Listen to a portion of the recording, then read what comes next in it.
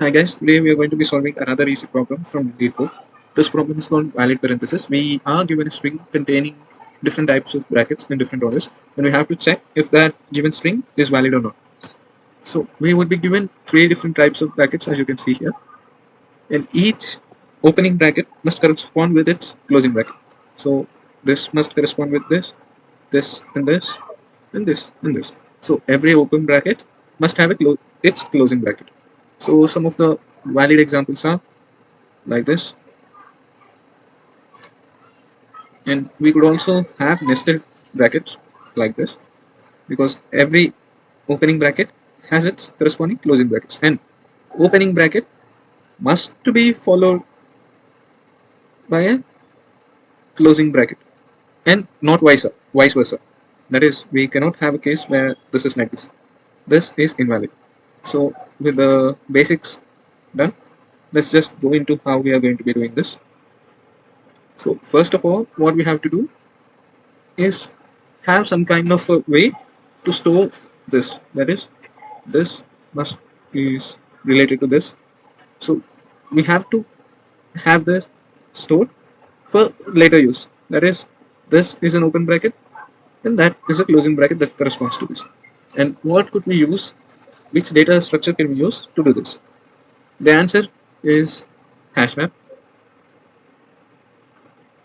or any other implementation that just has a key and a value pair.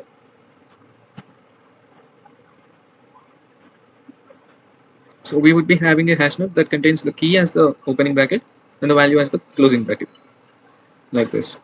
Okay. So let me just copy this and move this to the side.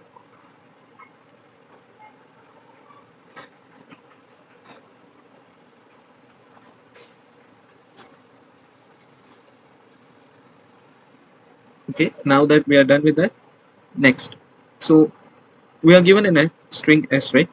And let me take this as an example.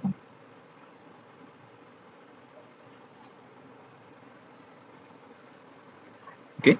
So what we are going to be doing is having a for loop that goes from the start till the end, and we would be checking if the starting bracket is followed by an ending bracket or not.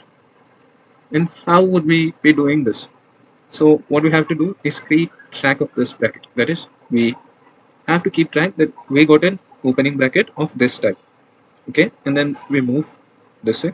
We have to also keep track of this bracket. And then when we move forward, we are at this. We have a closing bracket. We have to see if we traversed an opening bracket of the corresponding type. If we have to simply move forward. Okay, and we did traverse this also, so we simply move forward, and we have an opening bracket here. We store this in memory and move forward. We have a closing bracket, and we see if we have traversed the opening bracket of the corresponding type or not, and we have, so we move forward. And we have an opening bracket, so we store this in memory and move forward. And here we see that we have a closing bracket, but we don't have any closing bracket corresponding to this in our memory. Yes, we do have this one, but we already used this for this, so we don't have any other opening bracket to correspond to this closing bracket. So this would make us return false. Now, I said that we had to keep track as to which bracket that we have. When we have an opening bracket, we have to keep track of that. Right? How are we going to do that? And the order also plays a crucial role in this. We have to keep track of both the order and the type of bracket that we get. So for this, what we can use is a really important data structure that is used in a lot of places. It is called stacks.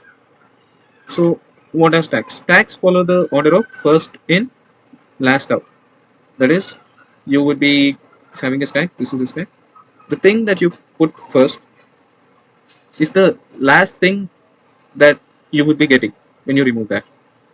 So first you would be getting this. I'm sorry. Then second you would be getting this. Third you would be getting this. So the element that is added first would be returned the last. So this is what we are going to be using. And now let's just see how we are going to be solving this question using stacks. Okay, let me write the example.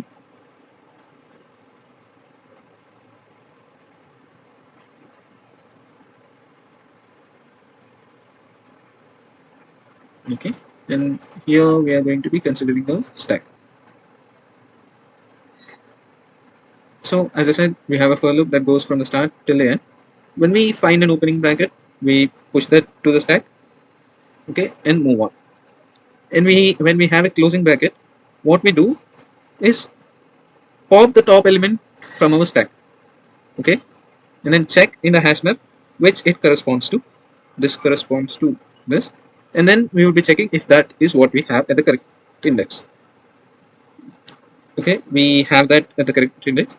So what we do is we move forward, and now we have an opening bracket again. We add that to the stack, and we move forward. We have a closing bracket. We pop this, get the corresponding element of this. Sorry, we pop this, get the corresponding element to this from the hash map, and see if that is what we have. Yes, that is what we have. So we move forward.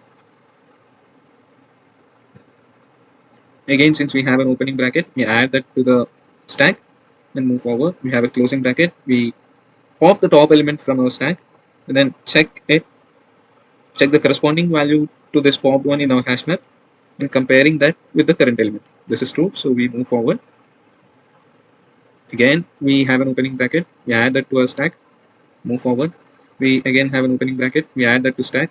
We move forward. We have a closing bracket, so we pop our top element, get the corresponding elements from the map and check if that is what we have. Yes, so we move forward. Now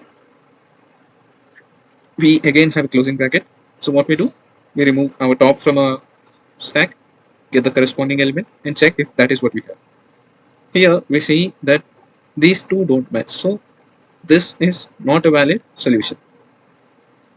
So this is how we would be using our stack and our hash map to solve this question. Now speaking about the time and space complexity, first of all, time. Because we are going through all the elements in this, and let's just take the size of the string as n, our time complexity will be O of n, that is linear.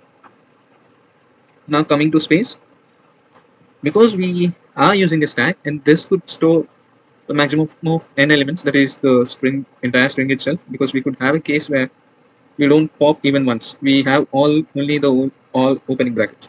So that's why we also have a space complexity of O of n. This is also linear. Okay, this is the approach that we are going to be taking, and the approaches time and space complexity.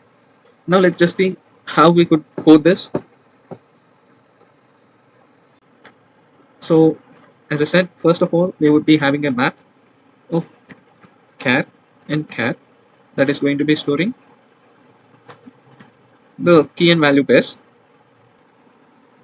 So we have a map that stores the key and the value pair. Now what we would be doing is having a for loop.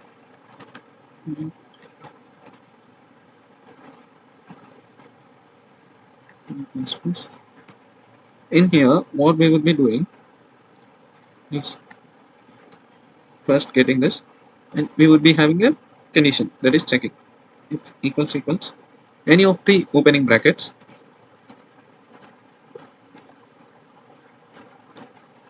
or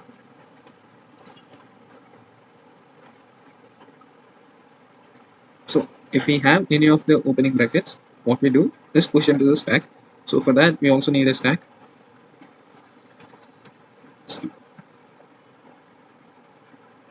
st.push secrets.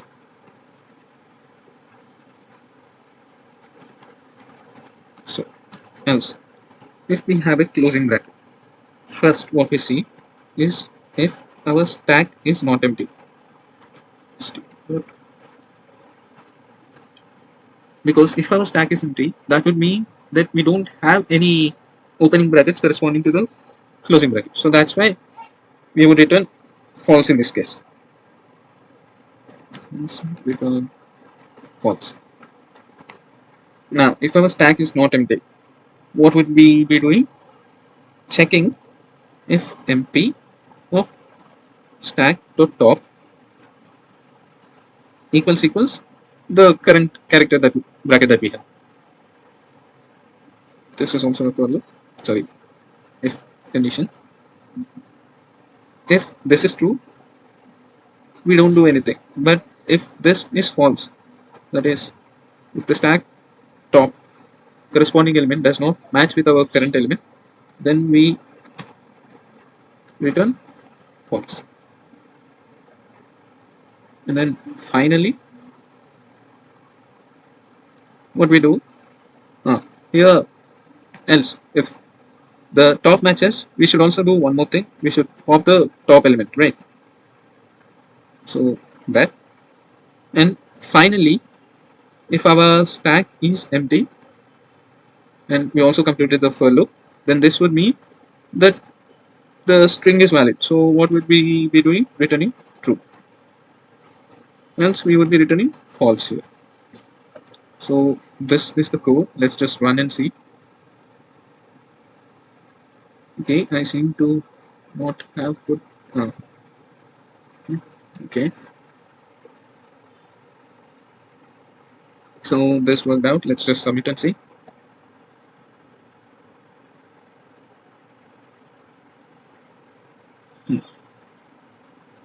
So this is the solution for this. You could say this submitted successfully.